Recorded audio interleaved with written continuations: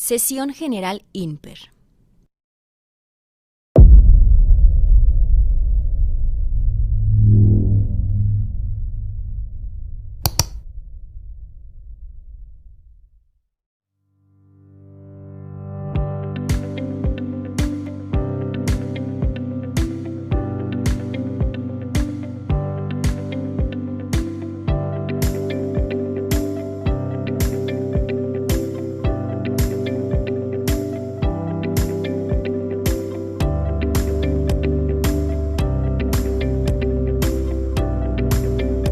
Bienvenidos.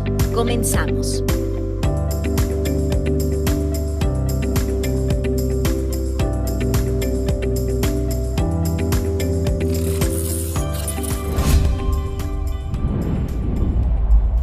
Secretaría de Salud, Instituto Nacional de Perinatología, Isidro Espinosa de los Reyes.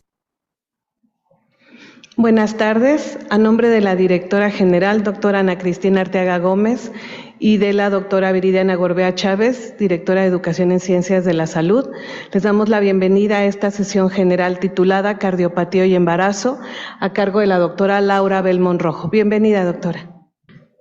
Hola a todos, muy buenas tardes. Bueno, vamos a avanzar rápidamente. Quiero iniciar con un caso clínico. Esta es una paciente de 32 años que se conoció en un primer embarazo, en donde se diagnosticó una estenosis aórtica severa. Se tuvo que llevar a reemplazo valvular durante este embarazo y la conocemos nuevamente por un segundo embarazo. La paciente llega ya con 19 semanas de gestación. La paciente suspende el anticoagulante cuando se entera que está embarazada y ya lleva varias semanas sin anticoagulante cuando la conocemos. Y el motivo de acudir a urgencias es disnea de esfuerzo que se incrementa con el decúbito, fatiga y edema intermitentes todos de miembros pélvicos. En la exploración física, la paciente se encuentra con una frecuencia cardíaca de 105 latidos por minuto y una tensión arterial de 110/70 y se escucha un soplo expulsivo aórtico que se irradia al cuello. Cuando evaluamos a la paciente con ecocardiograma, identificamos que los gradientes transvalvulares están incrementados.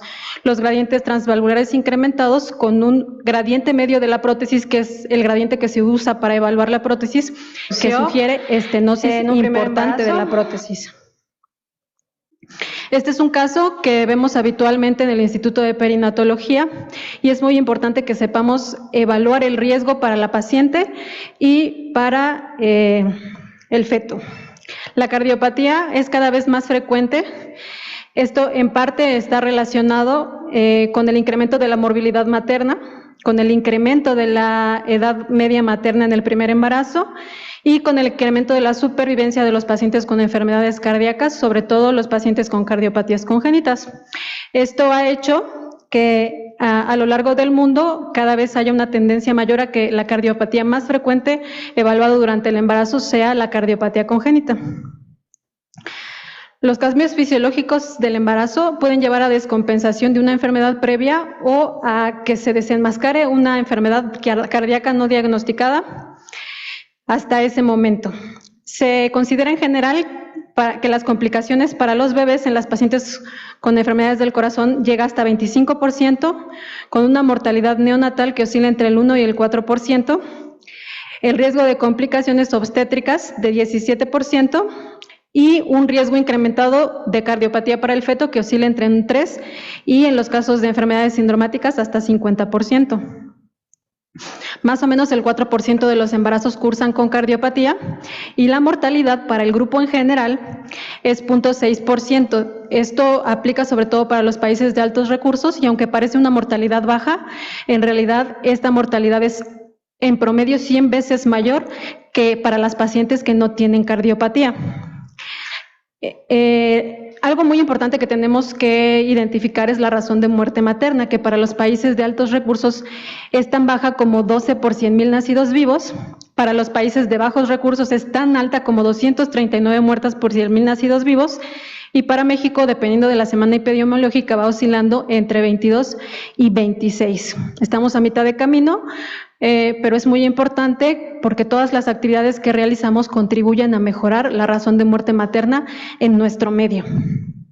En general, se considera que los resultados adversos para la mamá ocurren más o menos en el 16% de las pacientes, con un riesgo de arritmias más o menos de 10%, un riesgo de insuficiencia cardíaca que va entre 6 y 12%, un riesgo de complicaciones trombóticas de 6% y un riesgo de muerte que oscila entre 0.3 y 0.6%, como ya les había dicho. Sin embargo, esto es para el grupo total y dependiendo de la escala de riesgo en el que esté la paciente, obviamente hay algunas que tienen menos y otras que tienen más riesgo de mortalidad. Como les había dicho, el INPER se comporta como los países de altos recursos, aunque vivimos en un país de medianos recursos y la principal cardiopatía que vemos aquí es la cardiopatía congénita. Entonces es muy importante que nosotros tengamos conocimientos sólidos para atender a nuestras pacientes con cardiopatías congénitas. Fue en 2018 la primera vez que se habló de un grupo multidisciplinario para tratar a las pacientes con enfermedad cardíaca y embarazo, y es muy importante que todos lo tengamos muy bien claro porque es gracias a esta organización que se ha visto una reducción de la mortalidad materna en las pacientes con cardiopatía y embarazo.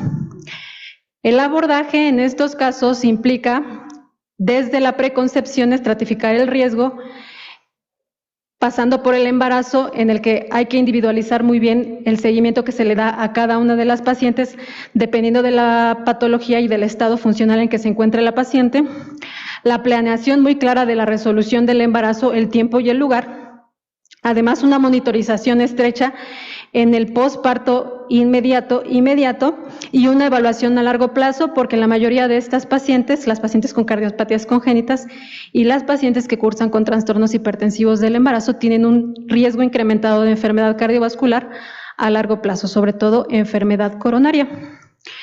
El grupo multidisciplinario tiene como cuerpo principal al cardiólogo especialista en enfermedad cardíaca, a una enfermera especializada en el cuidado de pacientes cardiovasculares, un obstetra especialista también en esto y al anestesiólogo. Además de eso, hay mucha otra gente involucrada en la evaluación y seguimiento de estas pacientes, y eso incluye los neonatólogos, los maternofetales, el apoyo social y psicológico por todo el estrés que implica para la paciente cursar con enfermedades cardíacas muchas veces no curables, el radiólogo e incluso el genetista.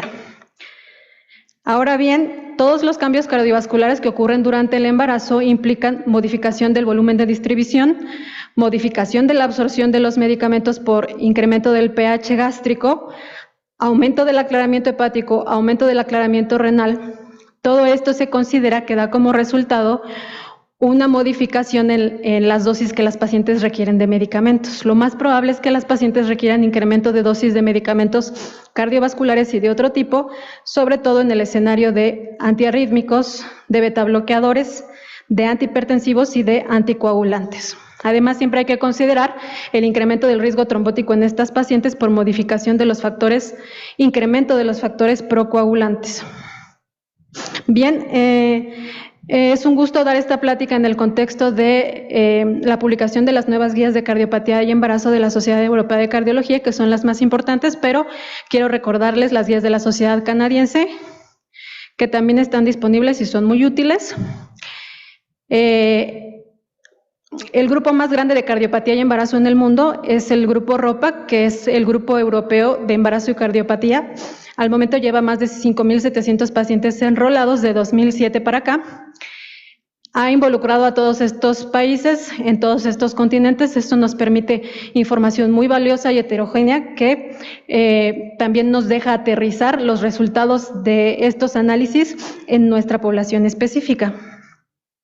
Bueno, el incremento del gasto cardíaco de entre un 30 y 50%, con un 15% más en las pacientes con embarazos gemelares, es lo que implica que el embarazo sea un reto muy importante para el corazón sano, pero también para el corazón enfermo. Este incremento de volumen, sobre todo, es por incremento del volumen latido en la primera parte del embarazo y el incremento de la frecuencia cardíaca en la segunda parte del embarazo. Además, ocurre una reducción de las resistencias vasculares sistémicas de un 30 a 50% con su nadir en la semana 20 y un incremento progresivo de la 24 a la 26 con una tendencia a que las tensiones arteriales, que en su máximo disminuyen más o menos 10 milímetros de mercurio, tengan una tendencia al final del embarazo a regresar a los niveles previos al embarazo. La mayoría de las pacientes no incrementan la frecuencia cardíaca más allá de los 120 latidos por minuto y ese es el punto de corte que recomiendan los expertos para considerar una evaluación cardiovascular ulterior, además de que ocurrieran algún otro tipo de señales de alarma que vamos a platicar un poco más adelante, además de que disminuyen las resistencias vasculares periféricas, también disminuyen las resistencias vasculares pulmonares. Esa es la razón por la que el cateterismo derecho para diagnóstico de hipertensión pulmonar no es posible durante el embarazo. Esta modificación de las resistencias vasculares pulmonares implicaría un falso en la medición y hay que esperar al menos 12 semanas después de que se termine el embarazo para poderlo realizar. Entonces, además del 50% que ya incrementó el gasto cardíaco durante el embarazo, en el trabajo de parto todavía puede incrementar un 50 a 80% más. Y esta es la razón de que los principales resultados adversos maternos del embarazo ocurran al final del tercer trimestre y alrededor del trabajo de parto, sobre todo la primera semana a 14 días después de que ocurre la resolución del embarazo. Bien, es complejo el diagnóstico de falla cardíaca por la similitud entre los cambios cardiovasculares del embarazo y los síntomas de falla cardíaca, porque la disnea que ocurre en la falla cardíaca también ocurre hasta en el 80% de las pacientes con corazón sano, la ortopnea por efecto mecánico del útero, la vendopnea ocurre hasta el 70% de las pacientes, la taquicardia, como ya hemos platicado, y la sensación de palpitaciones, que es una cosa también muy importante por la que las pacientes consultan, la disnea paroxística nocturna, que ocurre en el 60%, y el síncope, que es un poco menos frecuente, pero que también es un factor confusor para el diagnóstico de falla cardíaca. De este lado les puse los datos de alarma que sugieren que los cambios cardiovasculares no son la única explicación de los síntomas de la paciente, ¿no? Cianosis, arritmia, ingurgitación yugular más de segundo grado, cualquier soplo diastólico, los soplos sistólicos que son grado 3 o 4, el edema persistente y por supuesto la evidencia de edema agudo pulmonar. Los ruidos cardíacos, los dos cambios más importantes son la presencia y que puede ser persistente de un tercer ruido cardíaco que también podemos encontrar intermitentemente y que obviamente también se confunde porque no podemos saber si ese tercer ruido es por falla cardíaca o solo por los cambios cardiovasculares del embarazo. El 4% de las pacientes puede presentar además un cuarto ruido cardíaco que se considera no patológico. Finalmente, los soplos. Hasta el 95% de las pacientes experimenta un soplo sistólico entre el foco aórtico y el foco pulmonar, que tiene características diferentes al de estenosis aórtica, pero que nos puede hacer confundir con estenosis aórtica. Y es válido que si escuchamos un soplo sistólico en el aórtico o el pulmonar, sobre todo de intensidad moderada a alta, consultemos a un cardiólogo para descartar enfermedad aórtica. También existe un soplo que puede escucharse en el trayecto de los vasos mamarios por incremento del flujo mamario.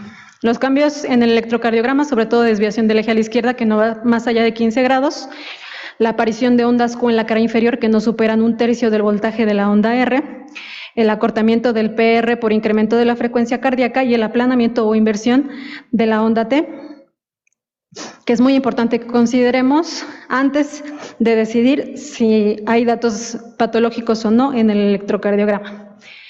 En el ecocardiograma, sobre todo un incremento del volumen telediastólico, el incremento del grosor de la pared que puede llevar a remodelado concéntrico o hipertrofia excéntrica del ventrículo izquierdo, pero además hay un incremento del volumen de la aurícula izquierda. Y esto incrementa la susceptibilidad de las pacientes a las arritmias cardíacas junto con el efecto de los estrógenos. Respecto al strain longitudinal global, que es una forma de diagnosticar de forma preclínica la insuficiencia cardíaca durante el embarazo, el strain tiene una tendencia al final del embarazo, como vemos aquí, aunque al principio tiene una tendencia a incrementar, al final del embarazo tiene una tendencia a disminuir para recuperarse en el puerperio, y es muy importante que lo consideremos cuando evaluamos a nuestras pacientes y que consideremos que esta modificación en la contractibilidad puede ser causa de falla cardíaca de función ventricular preservada en las pacientes con y sin cardiopatía, sobre todo las pacientes que tienen sobrecarga de volumen previa, como las pacientes con enfermedad renal crónica o las pacientes con preeclampsia. Además de que ocurre un incremento del gasto cardíaco, esto lleva a un incremento de los gradientes transvalvulares y a que las presiones que medimos por ecocardiograma de las prótesis valvulares incrementen. Esa es la razón por la que la paciente de nuestro caso clínico tenía incrementados los gradientes transvalvulares de sus prótesis aórticas, no porque la paciente tuviera un evento de trombosis. Entonces, es muy importante que consideremos que los gradientes de las válvulas van a estar incrementados y que estos no son confiables cuando se evalúan durante el embarazo.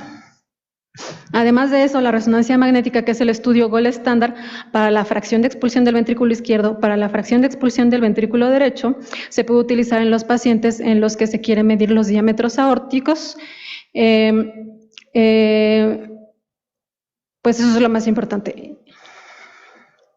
Bien, ahora respecto a los cambios de la guía previa, respecto a la guía recién publicada en 2025, unos cambios muy importantes están en los fármacos. Primeramente, en esta guía se incluye el celiprolol, que es un beta bloqueador que en un par de estudios ha demostrado disminuir el riesgo de dilatación y disección aórtica en los pacientes con enfermedades de la colágena.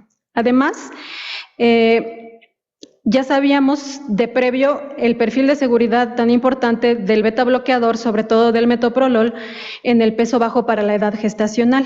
En esta guía se agrega una evaluación ulterior en el que se ve cómo los beta bloqueadores, sobre todo los más liposolubles, son de mayor utilidad para el abordaje de las pacientes durante el embarazo. La digoxina es un medicamento que se considera sobre todo en las pacientes que tienen falla cardíaca, pero también fibrilación auricular.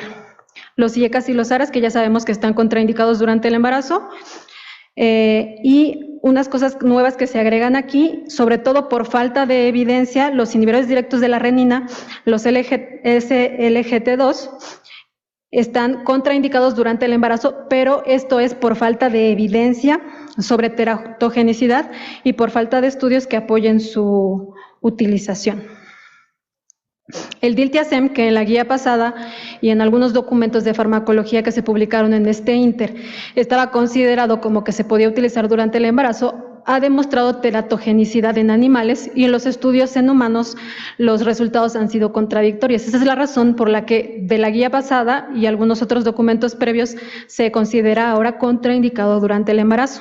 Las estatinas, aunque la pravastatina se ha visto que es segura a dosis bajas y se está evaluando como parte de los tratamientos potenciales para la prevención de preeclampsia, como han demostrado teratogenicidad en animales, pero no así en humanos, sigue en general contraindicada, aunque después de 2021 la FDA emitió un comunicado en el que no había una razón de peso para suspender estos medicamentos, sobre todo en las pacientes que los utilizan previamente por dislipidemia familiar o por enfermedad coronaria ya establecida.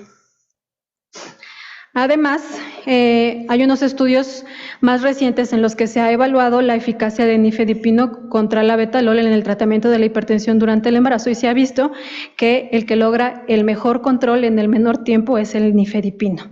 Entonces, en lo previo habíamos privilegiado el uso de la betalol cuando existe disponible como la primera línea de tratamiento para la hipertensión en el embarazo. Sin embargo, esta guía recomienda como primera línea el uso de nifedipino. Además, el amlodipino ha demostrado seguridad, no teratogenicidad y la misma eficacia que el nifedipino. Entonces, en esta guía, aunque en lo pasado omitíamos el amlodipino durante el embarazo, ya se puede utilizar con buena eficacia y buena seguridad. Y finalmente, los anticoagulantes orales directos se han asociado a un riesgo incrementado de pérdida gestacional como otros anticoagulantes y los resultados de los estudios son controversiales y por esa falta de evidencia para su uso durante el embarazo actualmente no están recomendados junto con el antiagregante ticagrelor también por falta de evidencia. Como ya les mencionaba, el ROPAC nos ha permitido hacer una infinidad de resoluciones y de conclusiones durante el embarazo. Este estudio nos ayudó a demostrar que hoy por hoy la arritmia más frecuente durante el embarazo es la fibrilación auricular, que incrementa conforme ha pasado el tiempo, pero también que se ve más a mayor edad materna.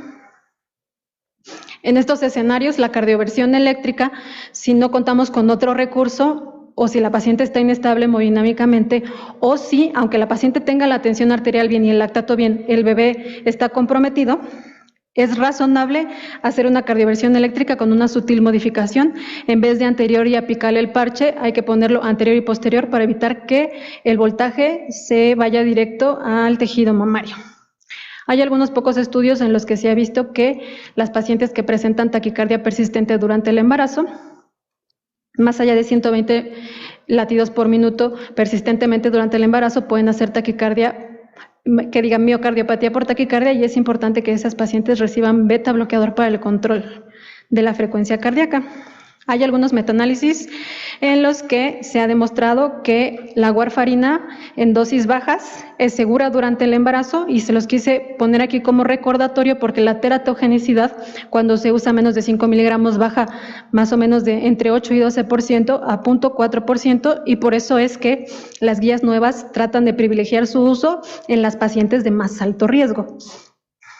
Quiero enseñarles este estudio, que es un estudio también recientemente publicado, es el ROPAC 3 2025, que evaluó solamente a pacientes con prótesis valvulares mecánicas y biológicas.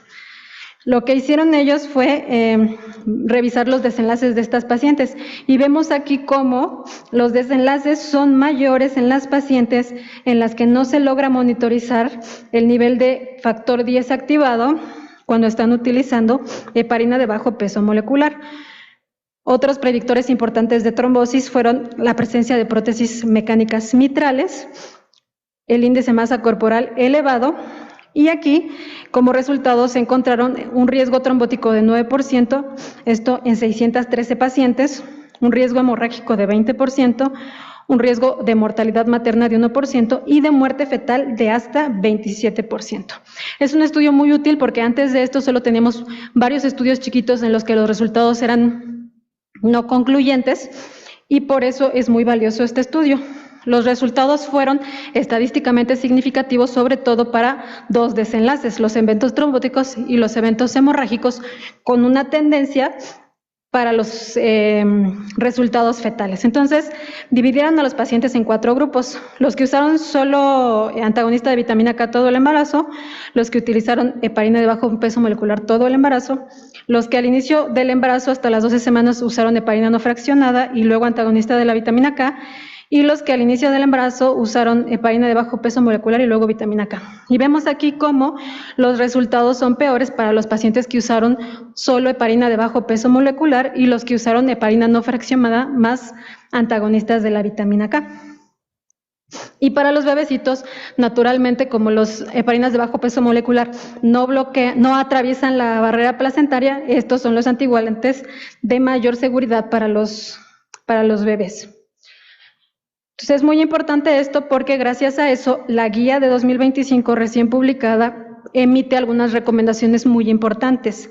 Primero, si la paciente está usando anticoagulante en el contexto de una prótesis mecánica, se considera como una recomendación suspender la heparina 2 semanas antes del parto y dejarla con heparina no fraccionada, o sea, la de bajo peso molecular por no fraccionada. Eso es muy importante porque implica la monitorización de la bomba de heparina no fraccionada o de las dosis de heparina no fraccionada, que pueden ser complejas. Entonces necesitamos verificar si en nuestro medio es factible hacer esto. Y para las pacientes que estén utilizando heparina de bajo peso molecular por una indicación diferente a prótesis mecánica o a fibrilación auricular, no necesitamos hacer este puenteo, solamente podemos suspender la heparina de bajo peso molecular 24 horas de la resolución del embarazo. Y para las pacientes que estén además utilizando aspirina, suspenderla 4 días antes. Entonces, aquí vienen las recomendaciones. Se las dejo si le quieren tomar foto. Por cuestiones de tiempo no vamos a hablar más, pero es muy importante que quede claro que como los anticoagulantes que inhiben a la vitamina K tienen alto riesgo de teratogénesis, si la warfarina no se usa a menos de 5 miligramos al día o la cenocumarina a menos de 2 miligramos al día, lo mejor es que la paciente use heparina no fraccionada durante todo el embarazo. Si la paciente puede usar menos de esa dosis y tiene una prótesis mecánica, que son las de más riesgo trombótico, podríamos dejarlas con acenocumarina a menos de 2 miligramos al día o con warfarina, incluso desde el primer trimestre. También esta guía emite algunas recomendaciones sobre tromboprofilaxis basadas en algunos estudios de buen peso estadístico y por eso decidí ponérselas, sobre todo si han tenido trombosis no provocada previa, trombosis asociada al tratamiento hormonal, alteraciones de los factores de la coagulación. Es válido el uso de tromboprofilaxis antes y después del parto y aquí están las indicaciones específicas. Quiero pasar ya a la clasificación nueva de la OMS. Si ustedes recuerdan, esta clasificación se creó en el 2007 y desde entonces se llamó clasificación de la OMS. En 2016 se validó usando la corte de ROPAC y desde entonces se llama OMS modificada y ahora con estas nuevas guías se llama OMS modificada 2.0. Aquí les señalé las diferencias entre la guía pasada y la guía nueva, que aquí ya nos habla de las pacientes que requieren marcapasos que antes estaban como no clasificadas. Además incluye las pacientes con QT largo, las pacientes con taquicardia ventricular estable, que aquí quedarían como 2-3, y las pacientes con síndrome de Brugada. El QT largo y el Brugada que no ha tenido complicaciones, o sea, no arritmias ventriculares, no muerte súbita, entonces queda como 2-3, y si ha tenido alguna de estas, queda como OMS 3. Incluye también, además, la miocardiopatía ritmogénica del ventrículo derecho, la miocardiopatía dilatada, la miocardiopatía del ventrículo izquierdo no dilatada, vamos a decir, que si tiene FEBI de más de 45 queda como 2-3, pero si la FEBI es menor a eso ya queda como OMS 3. Además, la guía pasada privilegiaba sobre todo la estratificación del riesgo en cardiopatías congénitas y esta tiene modificaciones muy interesantes de cardiopatía adquirida. Y aquí, por ejemplo, también una modificación es la anomalía de Epstein, que antes, si nosotros teníamos una anomalía de Epstein con cianosis, entonces la clasificábamos como OMS 3, y ahora la anomalía de Epstein, si no tiene insuficiencia tricuspidia severa, se clasifica como 2-3, y antes la clasificábamos como insuficiencia tricuspidia severa en OMS 2-3. Ese es el cambio que hubo de la guía previa a esta guía. Además, para la aortopatía, todas las aortas de menos de 40 milímetros quedan como OMS 1. Las prótesis valvulares mecánicas siempre nos ha quedado claro que son OMS 3, pero había un vacío sobre las prótesis biológicas que ya se agrega aquí que esas pacientes quedan como OMS 2-3. Y además, los síndromes de Marfan con instrumentación previa de la aorta quedan como OMS 3. Si el diámetro de la aorta es estable y quedan como OMS 4 si el diámetro de la aorta no es estable. El OMS 3 para la estenosis aórtica queda técnicamente igual. La estenosis aórtica severa asintomática es OMS 3 y la estenosis aórtica severa sintomática queda como OMS 4. La enfermedad coronaria que no estaba agregada en la clasificación previa, cualquier paciente que haya tenido un infarto previo queda como OMS 3 independientemente de cómo se haya mantenido la función ventricular. Y otra cosa muy importante es, en lo previo no se había reconocido en los resultados adversos el incremento que implica para los países de medianos recursos los resultados adversos maternos. Entonces, esta guía hace un reconocimiento de que los resultados adversos maternos son mayores comparado con los que se habían visto en la guía previa, obviamente porque aquí ya están haciendo un promedio entre los resultados adversos en los países de altos recursos y los países de medianos recursos. Entonces, el OMS 1 ya no queda de 1 a 5, sino entre 3 y 9%, el OMS 2 entre 7 y 21%, el OMS 3 entre 12 y 17%, 21 a 28 para OMS 3 completo y los mayores resultados adversos para OMS 4. Otra cosa que hace esta guía que no hizo la guía previa, obviamente porque el estudio de CARPREX se publicó en 2019, es que en esta estratificación de riesgo, aunque ya lo veníamos platicando desde mucho tiempo antes, forzosamente hay que agregar el grupo de CARPREG para poder estratificar mejor el riesgo. Y aquí está la grafiquita que nos permite verlo. Independientemente del grupo OMS en el que estemos, si al OMS le agregamos el CARPREG, eso mejora la estratificación del riesgo y nos permite ver cómo se incrementa el riesgo cuando se suma una escala de CARPREG alta. Bien, entonces, Este apartado de la guía lo que trata de hacer es decirnos cómo vamos a seguir a las pacientes. Sin embargo, quiero que tomen esto con mucha reserva cuando revisen la guía, porque no podemos tratar a las pacientes de nuestro medio de este modo.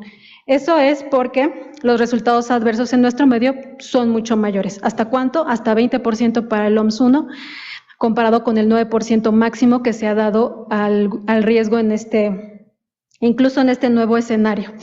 No hay que olvidar siempre tratar de identificar los factores independientes de resultados adversos, que les pongo aquí los de las mamás y los de los bebés, y otros factores independientes de resultados adversos muy importantes son la historia de falla cardíaca y la historia de arritmias, porque como vemos aquí, independientemente del grupo de OMS que tengas, si tuviste falla o tuviste FA antes, aumenta mucho tu riesgo de volver a tener esos desenlaces. Una cosa más que es muy importante y que la guía pasada previa no lo tenía, es que dependiendo del tipo de patología que tenga la paciente, pueden tener un riesgo alto, moderado, bajo o sin riesgo de incremento de la transmisión de cardiopatía al bebé. Esto se tiene que considerar muy bien en la asesoría preconcepcional, incluso en las pacientes que van a estudios de fertilización asistida, Entonces, hasta donde vamos, es muy importante que todas las pacientes con enfermedad cardíaca o aórtica tengan al menos un electrocardiograma, un ecocardiograma. Algunas pacientes van a necesitar prueba de esfuerzo, sobre todo las pacientes en las que haya que objetivizar la clase funcional, porque como ustedes vieron y ya platicamos, es difícil que podamos decidir objetivamente la clase funcional, y para eso es la prueba de esfuerzo. Algunos van a necesitar tomografía o resonancia magnética. Quiero mencionarles rápidamente esto. A pesar de que se considera que los protocolos actuales en general son de muy baja radiación para la mamá y para el bebé, hay estudios claros en los que se ha visto incremento del riesgo de cáncer pulmonar en las mamás, e incremento de otros tipos de cáncer y malformaciones para los bebés, y por eso es muy importante que la dosis de radiación sea menor a 50 miligrays y que los estudios se traten de hacer después de la semana 12. El test de ejercicio cardiopulmonar para que previzca buenos resultados a largo plazo durante el embarazo, más de 150 de frecuencia cardíaca durante el test o más de 25 mililitros kilogramo minuto de VO2 predicen buenos resultados. Entonces, el objetivo de la consulta de atención preconcepcional es establecer los riesgos para la mamá y para el bebé, en qué momento va a haber necesidad de interrupción del embarazo, establecer la periodicidad de seguimiento, el tiempo y lugar de resolución, y más o menos como cronológicamente en la preconcepción, lo más importante es el ajuste de los medicamentos, establecer el riesgo y la anticoncepción de alta eficacia. Durante el embarazo, lo que ya hemos platicado, todo el equipo tiene que cuidar a la paciente, el seguimiento con ecocardiograma y planear muy bien la resolución. Durante la resolución, privilegiar el parto en la mayor cantidad de las pacientes que tengan cardiopatía estable. A largo plazo, identificar los factores de riesgo de resultados adversos, sobre todo de enfermedad coronaria en el mediano y el largo plazo. Cuando el embarazo se termina de forma inmediata, es muy importante la vigilancia, dependiendo de la patología, hasta 7 días después del embarazo intrahospitalario para las patologías de más alto riesgo, a fin de identificar las complicaciones, Hay otros factores de complicaciones, hay que considerarlos todos, pero aquí quiero que vean los marcadores de daño cardíaco. Los marcadores de daño cardíaco son predictores de resultados adversos gracias a estos estudios muy importantes que, aunque ya son viejitos, quiero que recuerden muy bien.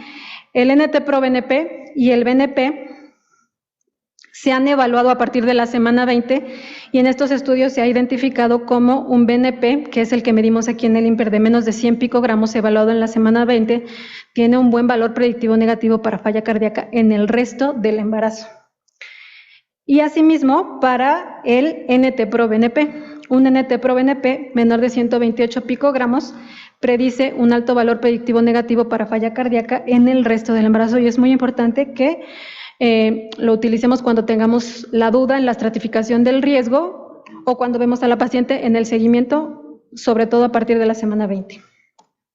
Aquí vemos cómo las pacientes que tuvieron un NT-proBNP de menos de 100, ninguna tuvo resultados adversos maternos, y por eso es que es muy importante que lo utilicemos.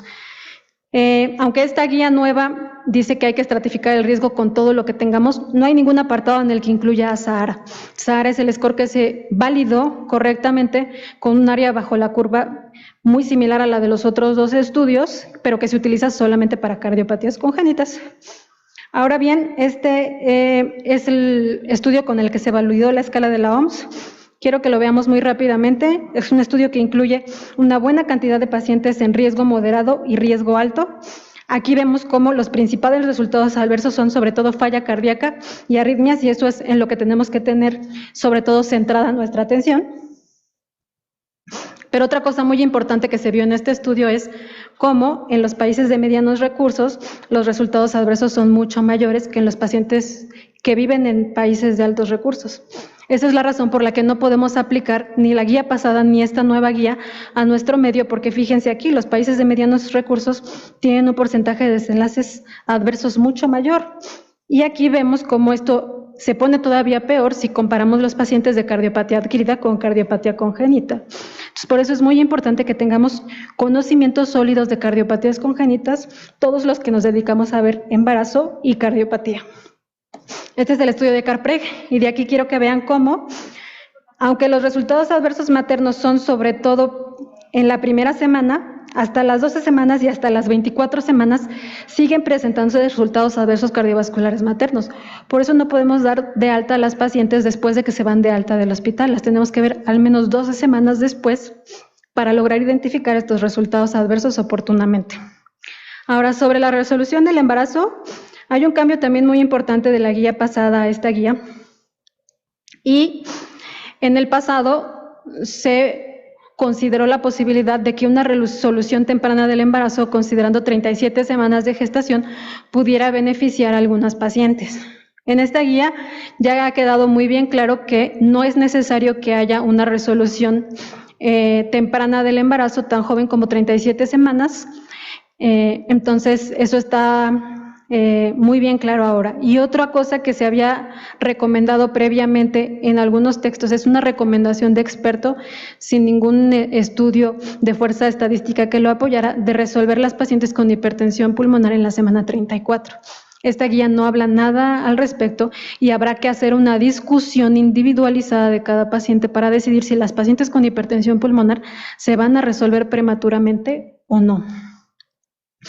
Solamente existe una indicación absoluta de interrupción del embarazo, que es la hipertensión pulmonar severa, y obviamente la falla cardíaca descompensada que no responde a tratamiento. Esa es otra indicación de resolver el embarazo en cualquier momento del embarazo. Y la resolución abdominal viene aquí. Son todos estos los casos, con el bemol de que en el pasado se recomendaba la resolución abdominal en la mayoría de los pacientes que usan anticoagulantes orales, pero ahora hay un apartado, como ya platicamos, el puenteo a la heparina no fraccionada y una vida media más corta nos permite que estas pacientes se puedan resolver por parto. Sin embargo, hay que considerar que el metabolismo de los anticoagulantes es mucho más lento en el feto, entonces es muy importante que el anticoagulante se suspenda oportunamente.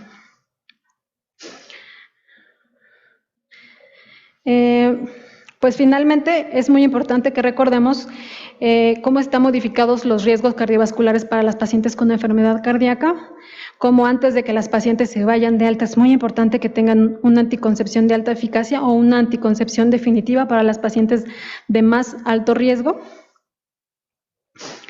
Y pues finalmente el embarazo es un reto muy importante para las pacientes sanas y todavía más para las pacientes con enfermedad cardíaca. La estratificación del riesgo debe hacerse en todas las pacientes e idealmente debe hacerse antes de que inicie el embarazo a fin de poder corregir todas las patologías que tengan indicación de corrección, que permitan que la paciente baje un escalón o más de riesgo y así la paciente pueda entrar al embarazo con menos posibilidades de complicaciones. La escala de la OMS modificada 2.0 ha sufrido modificaciones. Es muy importante que la utilicemos, que a esta sumemos el Carpreg y todos los demás factores independientes de resultados adversos, porque eso nos va a ayudar a mejorar la estratificación. La resolución abdominal del embarazo no está indicada antes de las 37 semanas del embarazo y hay que individualizar muy bien cada caso. La anticoagulación en prótesis mecánicas y en fibrilación auricular, si usamos warfarina, menos de 5 miligramos o acenocumarina de menos 2 miligramos, se puede utilizar incluso en el primer trimestre del embarazo, que esa es su única indicación. El resto de las pacientes se tienen que llevar anticoagulación con heparina no fraccionada, como hacemos hoy día. El puerperio es un tiempo en el que ocurren hasta el 50% de los resultados adversos cardiovasculares maternos. Aunque el más importante es falla cardíaca y arritmias, hay otros resultados adversos cardiovasculares, dentro de los que están los eventos trombóticos, sea TBP, sea TEP, también el ataque isquémico transitorio, el evento vascular cerebral, la tromboembolia pulmonar, la endocarditis, la disección aórtica. Todos esos son resultados adversos cardiovasculares que ocurren con mucha menos frecuencia, la trombosis valvular. Es muy importante que los consideremos, aunque los más importantes son la falla cardíaca y las arritmias. Entonces, finalmente, las pacientes tienen que seguirse entre 48 horas hasta 6 días hospitalariamente y hasta 12 semanas en la consulta externa. Y la instalación de un método anticonceptivo de alta eficacia es muy importante porque puede cambiar la vida de la paciente. Eso sería todo. Muchas gracias. Espero que les haya gustado.